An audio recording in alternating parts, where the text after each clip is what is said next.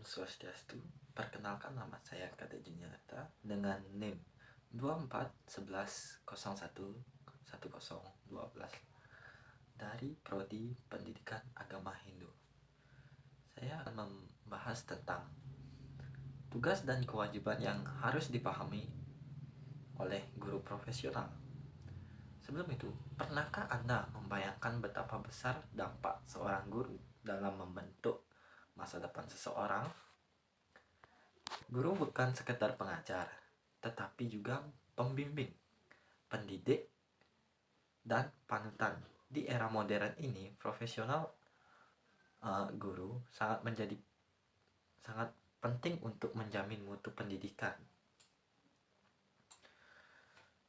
Guru profesional tidak hanya menguasai materi ajar, akan tetapi juga memiliki integritas, etika, dan semangat mengabdi demi kecerdasan kehidupan bangsa. Apa sih itu konsep guru profesional? Guru profesional adalah pendidik yang memiliki kompetensi pedagogik, kepribadian sosial, dan profesional. Ia tidak hanya memahami materi pelajaran, tetapi juga mampu menyampaikan materi tersebut dengan cara yang menarik dan bermakna bagi peserta didik. Guru profesional terus belajar, berinovasi, dan menyesuaikan pendekatan pengajaran sesuai dengan kebutuhan siswa.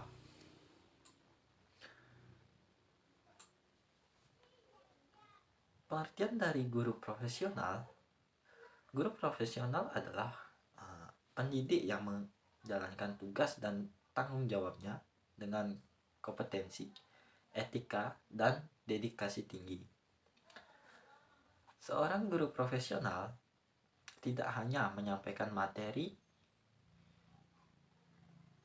pelajaran, tetapi juga membentuk karakter peserta didik, memfasilitasi proses belajar yang bermakna, dan berperan aktif dalam mengembangkan pendidikan secara menyeluruh. Guru profesional memiliki kualifikasi akademik, kompetensi sesuai standar nasional, dan komitmen terhadap peningkatan mutu pembelajaran. Dalam Undang-Undang Nomor 14 Tahun 2005 tentang guru dan dosen, dinyatakan bahwa guru profesional adalah guru yang memiliki kualifikasi akademik, kompetensi, sertifikat pendidik, sehat jasmani dan rohani, serta memiliki kemampuan untuk mewujudkan tujuan pendidikan nasional. Kompetensi guru menurut undang-undang. Berdasarkan Undang-Undang Nomor 14 Tahun 2005, dan Permendiknas Nomor 16 Tahun 2007. Guru profesional harus memiliki 4 kompetensi, yaitu yang pertama ada kompetensi pedagogik, yang dimana kemampuan guru dalam mengelola pembelajaran peserta didik, termasuk memahami karakteristik siswa, merancang dan melaksanakan pembelajaran, serta mengevaluasi hasil belajar. Kompetensi profesional.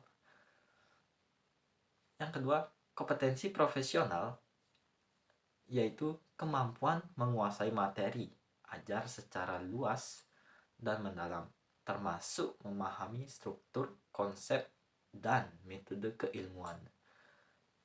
Terus yang ketiga ada kompetensi kepribadian, di mana seorang guru mampu pribadi yang mencerminkan kepribadian mantap, stabil, arif, dan berwibawa, menjadi teladan moral bagi peserta didik. Dan yang terakhir yaitu kompetensi sosial, di mana kemampuan berkomunikasi dan berinteraksi secara efektif dengan peserta didik, orang tua, sesama guru, dan masyarakat. Ada juga ciri-ciri guru profesional. Yang pertama ada penguasaan materi yang secara mendalam. Kedua ada merancang pembelajaran yang sesuai dengan kebutuhan siswa. Yang ketiga ada melaksanakan pembelajaran yang aktif dan bermakna. Yang keempat, melakukan evaluasi yang objektif dan menyeluruh.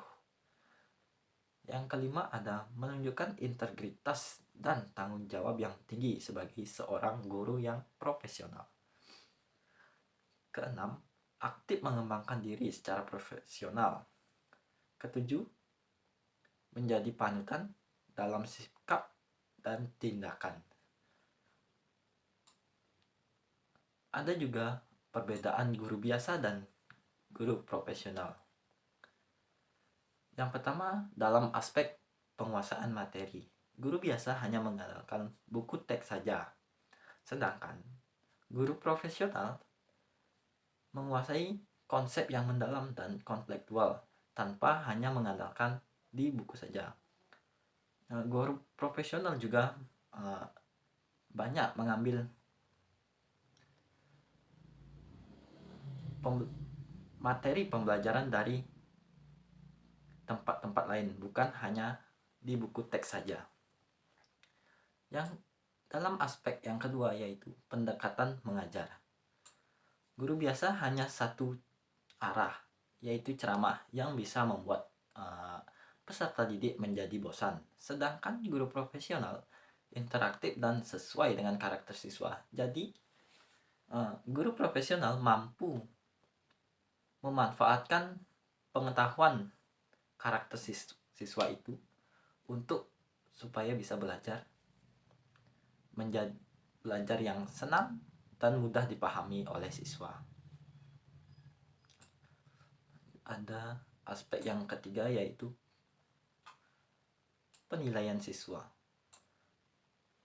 Guru biasa hanya fokus pada nilai akhir, sedangkan guru profesional menggunakan asesmen beragam seperti tanya jawab, yaitu keaktifan, kehadiran, maupun soal-soal ulangan yang diberikan kepada peserta didik. Jadi guru profesional bisa mengandalkan seluruh penilaian-penilaian yang ada itu. Yang keempat ada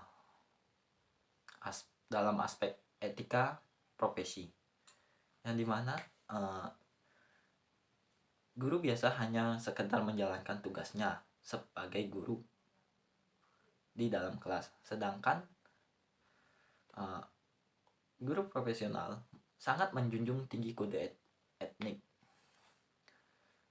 Yang kelima ada dalam aspek pengembangan diri.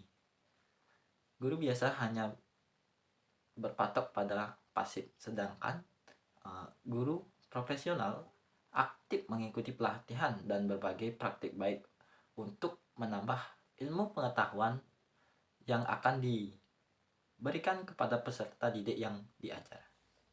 Dan yang terakhir dalam aspek hubungan sosial. Guru biasa hanya terbatas di kelas, sedangkan guru profesional membangun relasi dengan siswa dan masyarakat supaya guru itu mengetahui keadaan-keadaan yang ada di sekitarnya. Jadi kita sebagai guru profesional bisa mengatasi setiap masalah yang akan datang. Ada juga peran dan praktik guru profesional dalam pembelajaran. Yang pertama ada merencanakan pembelajaran, contohnya RPP sederhana. Guru profesional merancang rencana pelaksanaan pembelajaran atau RPP sebagai panduan dalam proses mengajar. RPP mencangkup tujuan pembelajaran, materi, metode, langkah kegiatan, dan penilaian. Contoh RPP yang sederhana yaitu kita bisa mengambil tema lingkungan sekitar, dan tujuannya siswa mampu menjelaskan cara menjaga lingkungan yang baik dan benar. Dan kegiatan yang dilakukan oleh murid-murid tersebut yaitu ada diskusi, pengamatan lingkungan, presentasi kelompok. Dan penilaiannya kita mengambil kuis, observasi partisipasi, dan penilaian presentasi. Ada juga melaksanakan pembelajaran seperti strategi mengajar kreatif dan interaktif. Guru profesional menerapkan strategi pembelajaran yang aktif dan interaktif untuk mendorong keterlibatan siswa. Dan ini beberapa strategi efektif yang bagus untuk digunakan.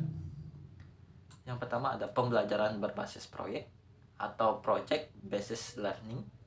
Yang kedua ada diskusi kelompok dan debat. Yang ketiga ada simulasi dan permainan edukatif. Yang keempat ada penggunaan media digital dan visual.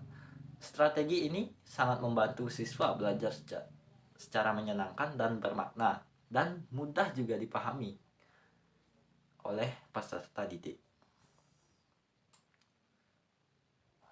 Selanjutnya ada mengevaluasi hasil belajar. Jenis evaluasi dan pentingnya asesmen. Evaluasi hasil belajar dilakukan untuk mengetahui tingkat pencapaian kompetensi siswa. Jenis evaluasi yang ada itu seperti evaluasi formatif yang dimana dilakukan secara proses pembelajaran, yaitu kuis atau tanya jawab. Selanjutnya ada evaluasi sumatif yang dimana dilakukan di akhir pembelajaran seperti ujian atau diberikan tugas akhir. Dan yang terakhir ada penilaian autentik seperti proyek, portofolio, dan observasi. Asesmen penting untuk mengetahui kekuatan dan kelemahan siswa serta merancang tindak lanjut pembelajaran. Selanjutnya ada membimbing dan menginspirasi, peran guru sebagai pembimbing emosional dan sosial. Guru profesional tidak hanya mengajar, tetapi juga membimbing siswa dalam aspek emosional dan sosial. Contohnya, mendengarkan keluhan siswa dan memberi motivasi supaya siswa tersebut tidak cepat menyerah di saat dia menghadapi masalah. Yang kedua ada membantu siswa mengatasi konflik dengan temannya. Kita sebagai guru yang profesional harus menengahi di pertengkaran tersebut dan menyelesaikan pertengkaran dari masalah peserta didik itu. Yang ketiga ada memberi contoh sikap positif, disiplin, dan kerjasama. Yang dimana kita sebagai guru harus mempunyai sikap yang baik dan teladan untuk dicontoh oleh peserta didik kita. Dan kita juga harus memiliki rasa kerjasama yang tinggi untuk memotivasi peserta didik supaya bisa bekerja sama dengan teman kelasnya. Guru menjadi figur yang menginspirasi dan menumbuhkan rasa percaya diri siswa. Selanjutnya ada mengembangkan diri, seminar, pelantikan, atau komunitas guru. Guru profesional terus belajar dan mengembangkan kompetensinya melalui berbagai cara, seperti mengikuti seminar, pendidikan, dan workshop kurikulum. Seperti berpartisipasi dalam pelatihan teknologi pendidikan. Ada juga aktif dalam komunitas grup. Aktif dalam komunitas guru atau kelompok kerja guru. bisa disingkat dengan KKG atau MGMP. Kegiatan ini mendukung guru dalam menyegarkan metode mengajar, memahami perubahan kebijakan, dan berbagi praktik terbaik. Dan ada juga etika dan peran sosial guru profesional. Yang pertama ada menjaga kode etik profesi, yang dimana guru profesional wajib menjunjung tinggi kode etik profesi yang mencakup integritas, tanggung jawab, kejujuran, dan sikap profesional dalam bertugas. Kode etik menjadi pedoman dalam menjaga martabat profesi, membangun kepercayaan masyarakat, serta memastikan bahwa guru bertindak demi kepentingan terbaik bagi peserta didik. Yang kedua ada bersikap adil dan tidak diskriminatif. Guru profesional melakukan semua siswa secara adil tanpa membedakan latar belakang ekonomi, sosial, budaya, gender, atau kemampuan akademik. Sikap adil membentuk suasana belajar yang inklusif dan mendorong kepercayaan diri serta partisipasi aktif dari seluruh siswa. Yang ketiga ada menjadi teladan, yang dimana guru merupakan figur yang dilihat dan dicontoh oleh siswa. Oleh karena itu, guru profesional harus menjadi teladan dalam sikap, perilaku, disiplin, dan tanggung jawab. Keteladanan guru sangat berpengaruh dalam membentuk karakter dan nilai-nilai positif pada siswa.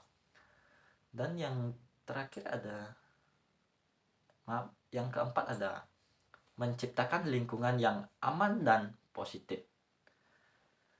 Guru bertanggung jawab menciptakan lingkungan belajar yang aman, nyaman, dan bebas dari perundungan.